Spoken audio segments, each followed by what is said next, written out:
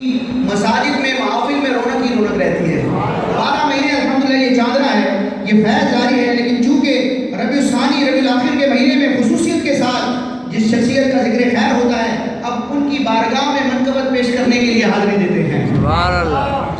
دیکھیں جس طرح سارے نبی ایک مرتبے کے نہیں ہیں، نبوت میں تو سب ایکول ہیں، لیکن فضائل و مناقب اور رب کی بارگاہ میں قرب پانے کے اعتبار سے ان میں بھی درجات ہیں۔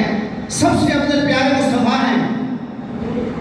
دنیاوی اداروں میں دیکھیں آپ، کام سب کرتے ہیں ایک ہی عمارت میں، لیکن سب کا رینک اور مرتبہ ایک جیسا نہیں ہوتا۔ یونیورسٹی ہو، کالج ہو، ادارہ ہو، کمپنی ہو، اب کسی بھی ادارے میں جائیں، وہاں پر تمام افراد ایک رینک کے نہیں ہوتے، الگ الگ درجات ہوتے ہیں، اور ان کا مرتبہ، ان کے معاملات بھی الگ الگ ہوتے ہیں۔ تو بلا تشبیہ بلا تمثیل اسی طرح جو اللہ کے اولیاء ہیں، وہ بھی قرب الہی کا مرتبہ پانے، فیض و برکت، کرامت، عظمت کے اعتبار سے یکساں نہیں ہے، بلکہ اللہ تعالیٰ نے ان میں بھی درجات رکھے ہیں۔ کوئی غوث ہے، کوئی قطب ہے، کوئی فرد ہے، کوئی ابدال ہے، کوئی اوتاد ہے، کوئی کلندر ہے۔ یہ کلندر بھی ایک ولایت کا مرتبہ ہے۔ تو بہت سارے رینک ہیں، لیکن امت محمدیہ کے جتنے بھی اولیاء ہیں، ان تمام اولیاء کے جو پیشوار ہیں، جن کو قطبیت کبریٰ کا منصب حاصل ہے، جن کو غوث الاغواث اور قطب الاقطاب کہا جاتا ہے، وہ 3 ہستیاں ہیں۔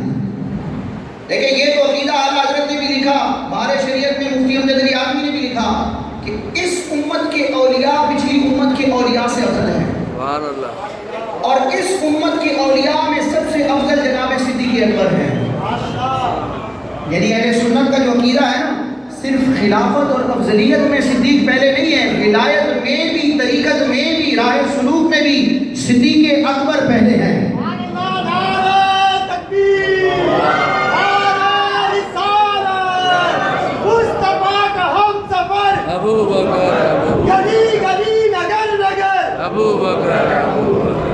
آپ لوگوں کا انعام ہے، تو میں ٹاپک پر آئی نہیں رہا ادھر ادھر، لیکن یہ بڑی بارگاہوں کا ذکر کر رہا ہوں۔ کیسے آقاؤں کا بندہ ہوں رضا، بول والے میری سرکاروں میں، جس بھی شخصیت کا ذکر کیا جائے لاجواب ہے۔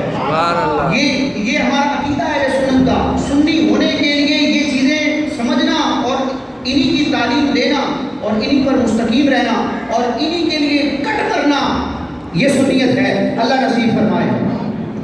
ملا علی قاری نے بھی اور اعلیٰ حضرت نے فتاوی رضویہ میں متعدد مقامات پر جب صدیق اکبر کا ذکر کیا، آپ نے یہ ٹائٹل، آپ کا منصب بیان کیا، فرمایا کہ افضل الاولیاء المحمدیین، پچھلی امت کے اولیاء سے امت محمدیہ کے محمدی اولیاء افضل ہیں۔ اور ان اولیاء میں، اس امت کے اولیاء میں کون افضل ہے؟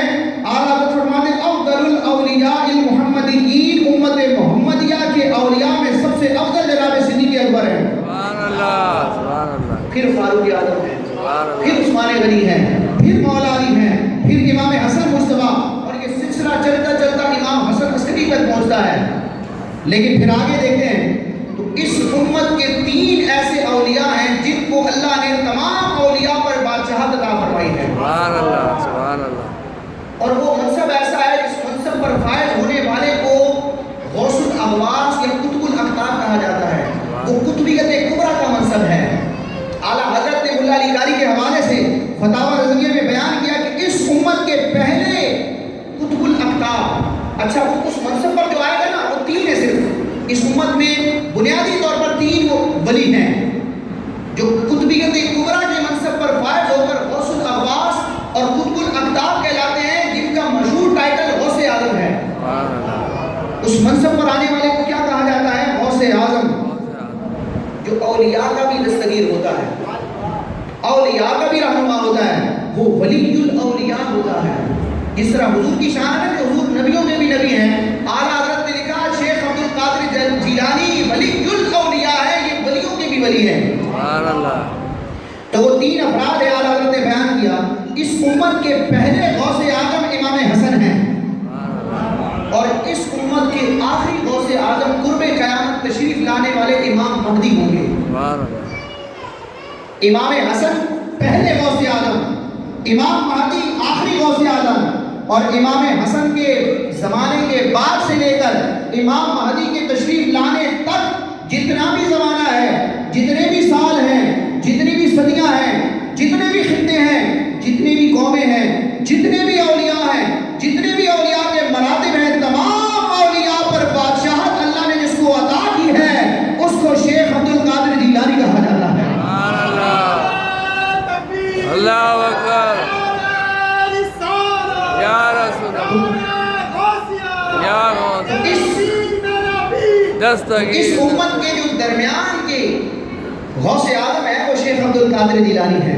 اور آپ کا مقام کیا ہے؟ یعنی آپ سمجھیں کہ تمام اولیاء میں تین سرخیل ہیں، امام حسن کے بعد سے لے کر امام مہدی تک یہ سارا زمانہ غوث اعظم شیخ عبد القادر جیلانی کا ہے۔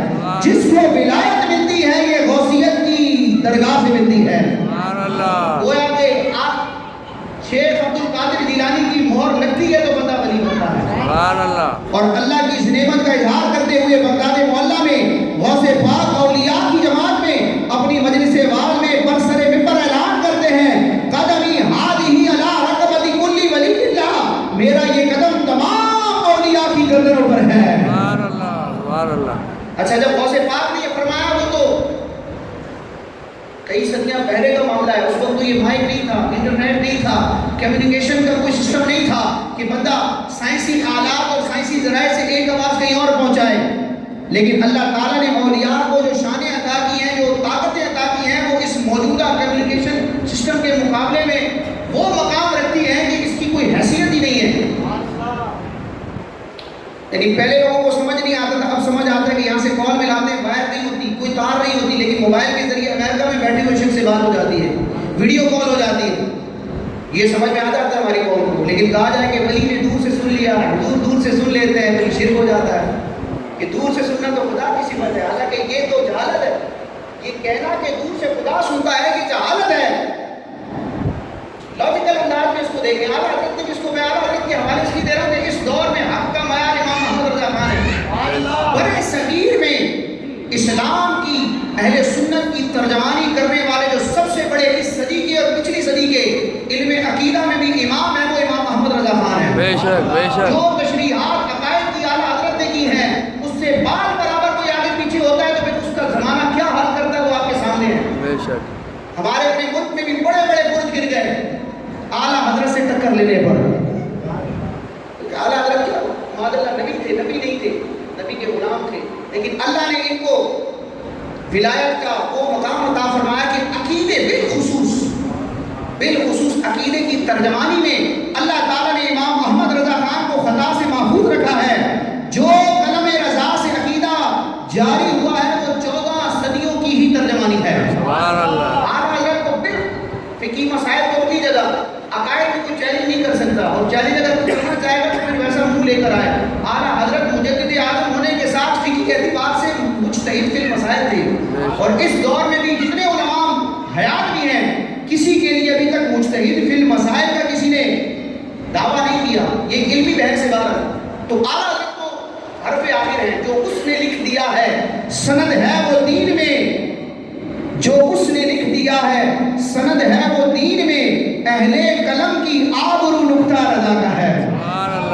احمد رضا کی شمع فروزاں ہے آج بھی، خورشید علم ان کا درخشاں ہے آج بھی، سب ان سے جلنے والوں کے گل ہو گئے چراغ، احمد رضا کی شمع فروزاں ہے آج بھی۔ اس کی وجہ کیا ہے؟ وجہ بھی اعلیٰ حضرت نے خود بیان کی، میں انشاءاللہ گفتگو میں اس کو لے کے آؤں گا کہ اعلیٰ حضرت کا ذکر کیوں چلتا ہے، اس کے پیچھے بھی فیضان غوثیہ ہے۔ سبحان اللہ۔ تو یہ باتیں